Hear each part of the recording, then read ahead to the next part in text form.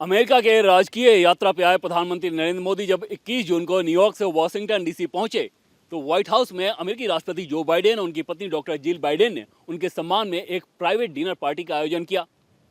PM Modi जब यहां पर पहुंचे तो जो बाइडेन और उनकी पत्नी ने बहुत गर्मजोशी के साथ उनका स्वागत किया। हमें यह बताया गया कि डिनर में खासतौर पर क्योंकि जो बाइडेन को पास्ता बहुत ज़्यादा पसंद है इसलिए पास्ता सर्व किया गया। एक बहुत दिलचस्प तस्वीर तब दिखी जब अमेरिकी राष्ट्रपति को प्रधानमंत्री नरेंद्र मोदी ने गिफ्ट दिया। ये गिफ्ट खासतौर पर भारतीय सभ्यता की सोच को परिलक्षित करता है। भारत की सभ्यता में ऐसा माना जाता है कि कोई व्यक्ति अगर 80 साल की उम्र पूरा कर लेता है तो बहुत ज़्यादा सम्मानित हो जाता है, क्योंकि उसने अपने जीवन काल में लगभग 1000 फुल मून को देखा होता है। एक फुल मून को देखने में कम से कम 29 दिन का समय लगता है, 29 दिन से थोड़ा ज़्यादा। और ऐसे में अगर 1000 आपको फुल मून देखना है तो उसके लिए 80 साल 8 महीने जिंदा रहना होगा।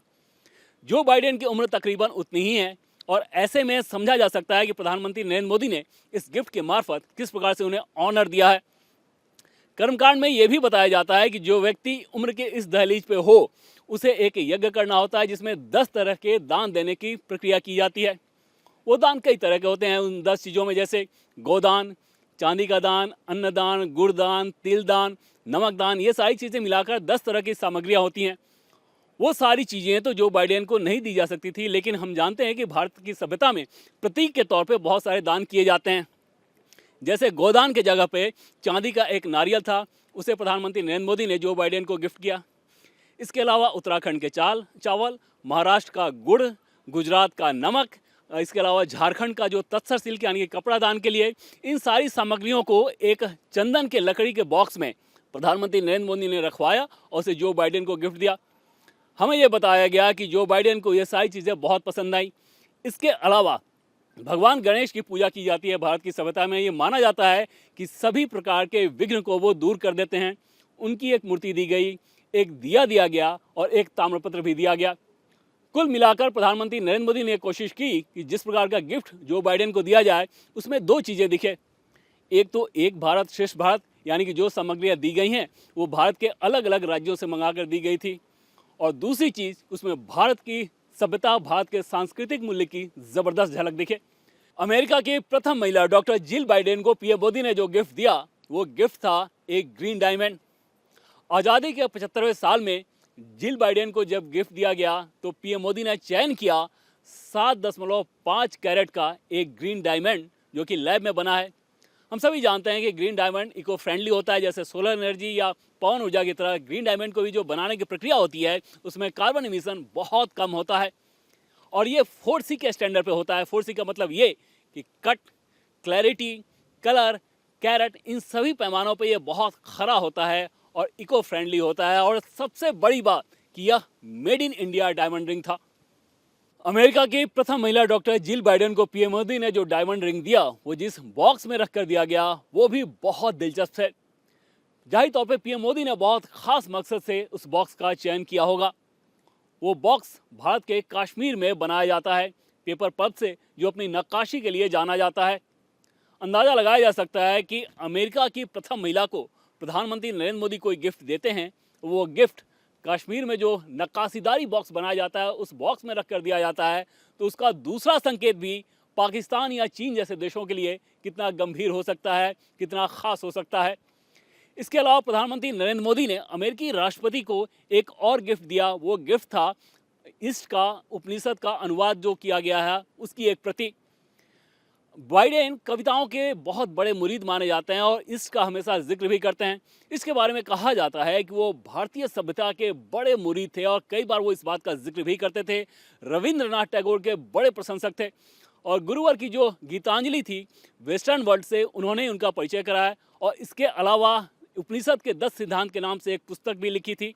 उस पुस्तक की जो छपाई हुई थी उसकी एक कॉपी पीएम मोदी ने आज अमेरिकी राष्ट्रपति जो बाइडेन को गिफ्ट के तौर पर पेश की।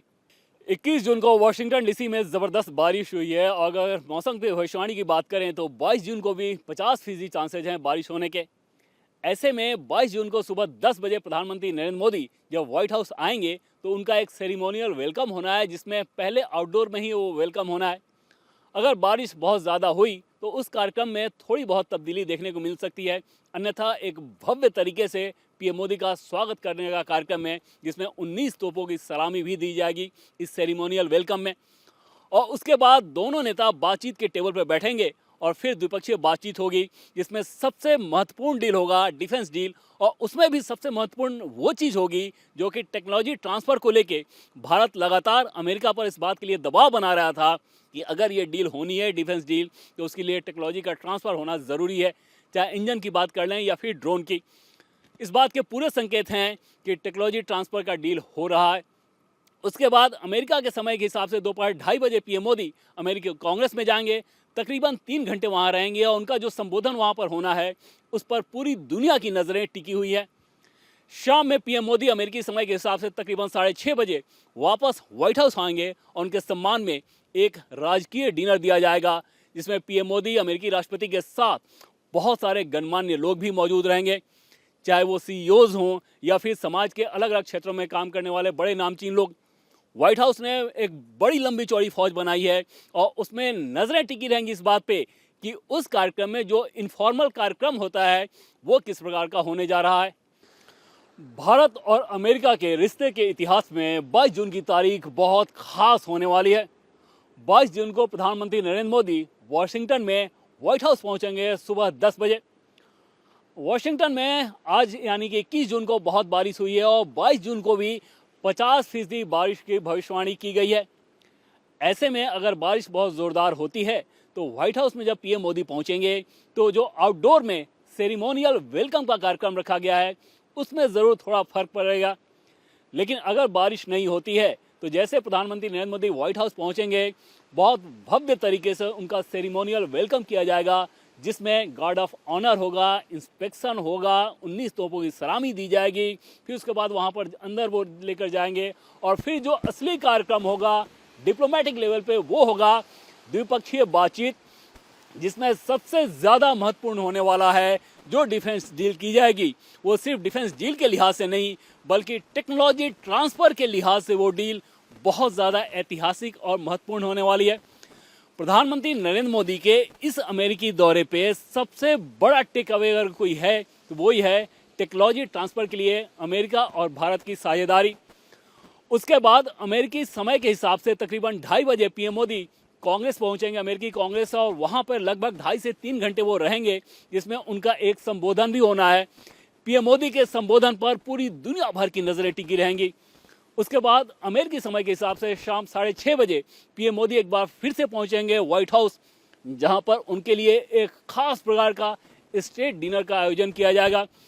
उस स्टेट डिनर में अमेरिका के कई सारे नामचीन एनआरआई भी मौजूद रहेंगे। अमेरिकी प्रशासन की तरफ से पूरी कोशिश की जा रही है कि एक डिनर का कार्यक्रम एक भव्य तरीके का कार्यक्रम हो। इंडिया टीवी हर वक्त हर जगह डाउनलोड करने के लिए सर्च करें India TV news Google play store या ऐप स्टोर पर।